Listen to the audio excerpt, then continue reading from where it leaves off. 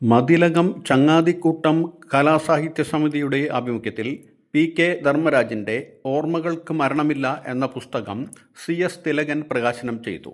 P K. Premaraj ആദ്യപ്രതി ഏറ്റുവാങ്ങി. ബഷീർ തൃപ്പേക്കുളത്തിൻ്റെ അധ്യക്ഷതയിൽ ചേർന്ന യോഗത്തിൽ ജിതി സുധീഷ് അമ്മവീട്, പി.ബി. സക്കീർ ഹുസൈൻ, നവാബ് കോവിലകത്ത്, റസിയ സുൽത്താന തുടങ്ങിയവർ സംസാരിച്ചു. സുഹൃത്ത് ശ്രീ പി.കെ. ധർമ്മരാജൻ എന്നൊരു ധർമ്മസംഘടനത്തിൽ എത്തിയിരിക്കുകയാണ്. വാസ്തവത്തിൽ ഞാനൊരു സംഘാടകനാണ്, അല്ലാതെ ഒരു കഥയെക്കുറിച്ചോ ഒരു പുസ്തകത്തെക്കുറിച്ചോ സാഹിത്യത്തെക്കുറിച്ചോ ഒന്നും പറയാൻ ഞാൻ ആളല്ല.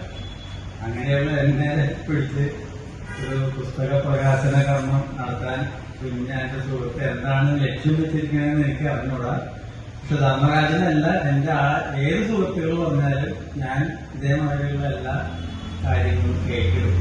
ഞാൻ അതുവരെ ഏതാനും പേജുകളിലേക്ക് നോക്കുകയില്ലാതെ അതിനുള്ളിലേക്ക് കടന്നുകയായിരിക്കും.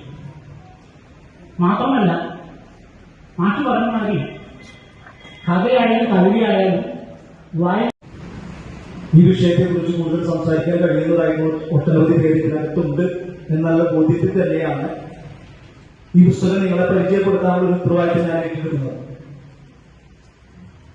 ധർമ്മരാജ മാഷെ നമ്മൾ കാലങ്ങളായിട്ട് കാണുന്നത്, അദ്ദേഹം ഒരു സാമൂഹ്യ പ്രവർത്തകൻ എന്ന നിലയിൽ ഇടപെടുന്നത് നമ്മൾ കാണാറുണ്ട്. തെരുവുകളിൽ പ്രതിഷേധങ്ങളിൽ സംസാരിക്കുന്നത് കാണാറുണ്ട്.